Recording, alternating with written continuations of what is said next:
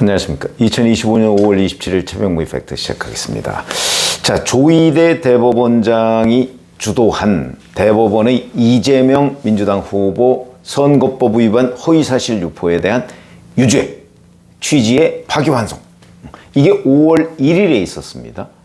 아직 뭐 한 달도 지나지 않았습니다. 그 파기환송이 이루어지니까 곧바로 민주당에서 문제 제기를 했었고요. 그러면서 뭐 이틀 만에 뭐 그 많은 기록을 다 볼 수 있느냐 뭐 이렇게 얘기했는데 사실은 이틀이 아니죠. 왜냐면 서울 고등법원에서 그 수사 기록이 넘어온 게 3월 말입니다. 그러니까 4월 한 달 이상은 충분히 기록 검토를 했고요. 대법원의 기록 검토는 원래 수사 기록 다 보지 않습니다. 법률심이기 때문에 사실관계에 관한 기록은 볼 필요가 없거든요. 그렇기 때문에 뭐 이틀 어쩌고 하는 것 자체가 황당한 그 일종의 음모론이다. 그렇게 이제 과거에 말씀을 드린 적이 있는데 어쨌든 그 결정이 나온 이후에 민주당에서 대법원을 위협하는 각종 법안을 쏟아냈습니다. 그 대표적인 게 바로 비법조인 대법관까지도. 그러니까 지금 법조인 출신의 대법관들이 많아서 그런 것처럼 마치 그래서 무슨 그 판결이 잘못된 것처럼 인상을 주기 위한 것이었다고 저는 봅니다. 근데 그래서 이제 대법관 증원, 그 다음에 비법조인 대법관 임용 가능, 이거는 이제 결국 한동훈 전 대표는 그 김어준 같은 사람 대법관 임명하려고 하는 것 아니냐. 그래서 김어준 대법관법 뭐 이렇게 지금 프레임을 만들어서 공세를 취하고 있는 거고요. 근데 어떤 경우든 간에 객관적이고 중립적으로 보면 결국 이재명 후보에 대해서 대법원이 유죄 취지를 확정을 하니까 형량만 지금 남겨놓고 확정을 하니까 그 부분에 관해서 보복성 조치를 취한 것이다 라는 점은 저는 뭐 상식인이라면 누구든지 인정할 수밖에 없는 단계 아닌가 뭐 이렇게 생각이 들고요. 어쨌든 이 비법조인 대법관 이거는 논란이 됐습니다. 대한변협에서도 그 반대 입장을 취했고요. 그러니까 박범계 국회 법사위 민주당 측 간사 이게 그냥 일개 의원이 아닙니다. 민주당 측 간사입니다. 간사라는 거는 법사위원장이 있고요. 거기에 국민의힘 측 교섭단체 간사가 있고 민주당 측 간사가 있습니다.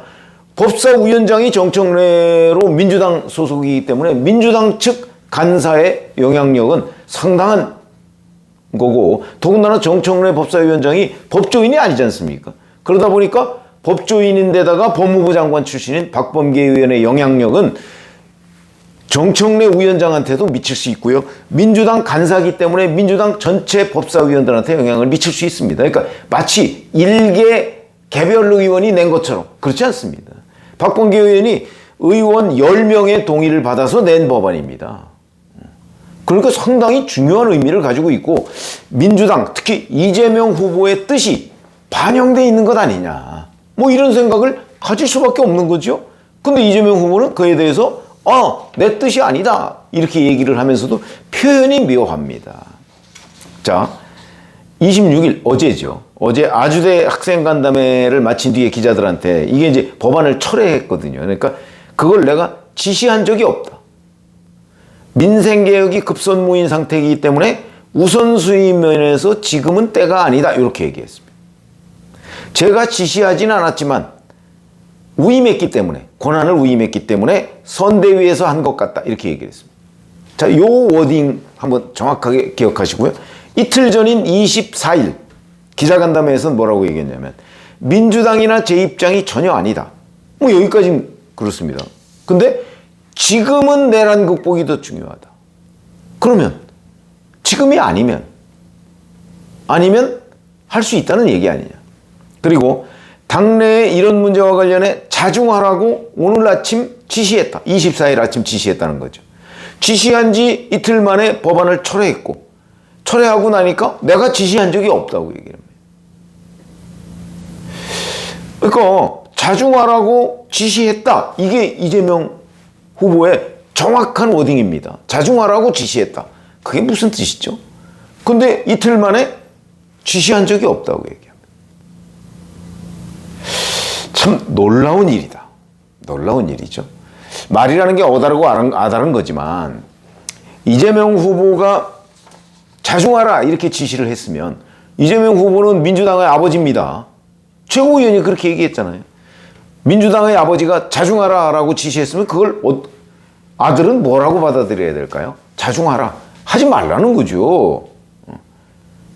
근데 마치 이재명 후보는 이 두 가지가 전혀 다른 워딩인 것처럼 지금 또 해명을 합니다. 또 하나는 우선순위에서 지금은 때가 아니다. 지금은 내란 극복이 더 중요하다. 이런 발언을 반드시 섞어서 여기다 합니다. 그러면 우선순위에서 이거는 조금 뒤로 밀어놨다 이런 뜻. 이거하고 민주당이나 제 입장이 전혀 아니다는 거하고 또 상충합니다.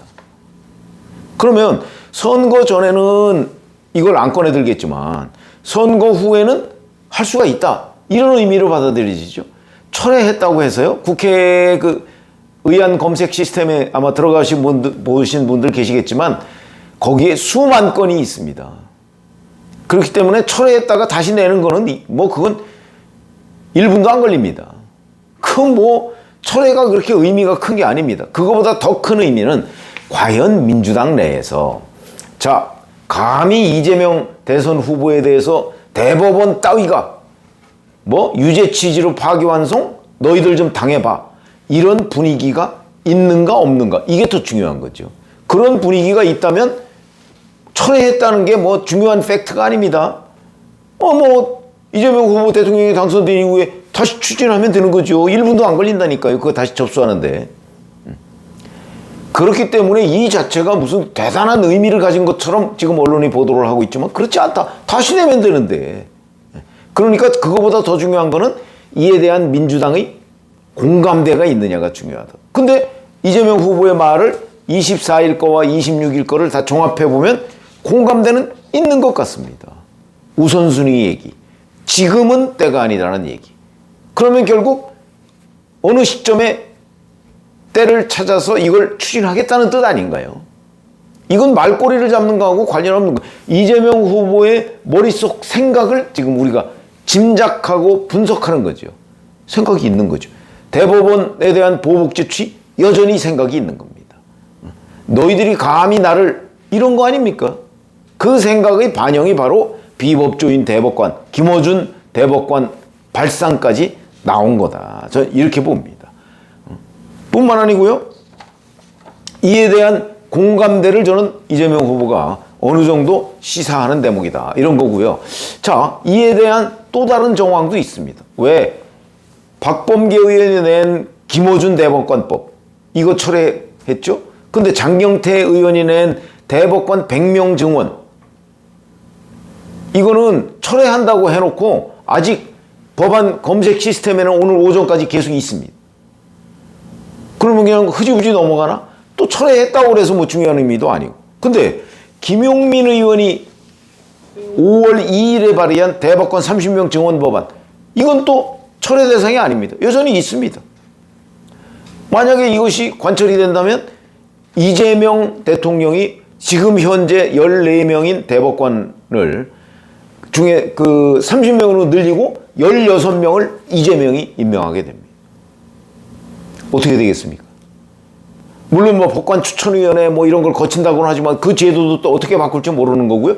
결국은 이재명이 임명하게 되는 거고 아마 임명은 내년에 대법원장이 내년 임기입니다. 6월 5일까지인가 임기인데 그 임기가 아니고 이제 정년이죠. 그럼 6월 6일부터 이제 이재명 후보가 대통령이 된다면 6월 6일부터는 대법원장을 이재명 대통령이 임명합니다.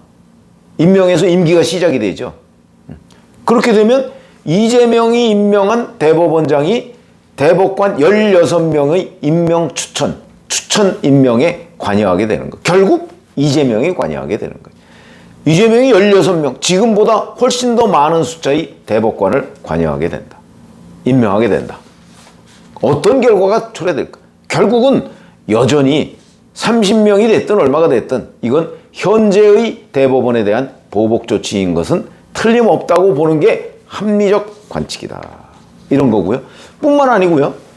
자, 이재명 유죄 이거를 확정한 대법원 판결 이걸 수사하겠다.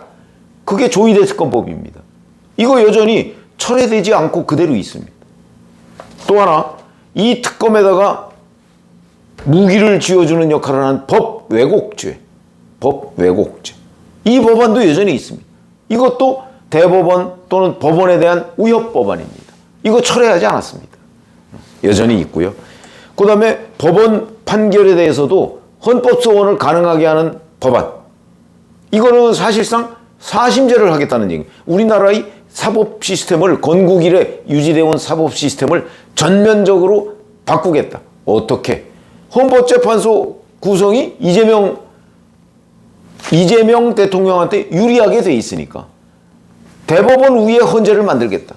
이런 얘기가 되는 거예요. 이거만큼 위협적인, 협박적인 그 대법원에 대한 협박이 어디 있습니까?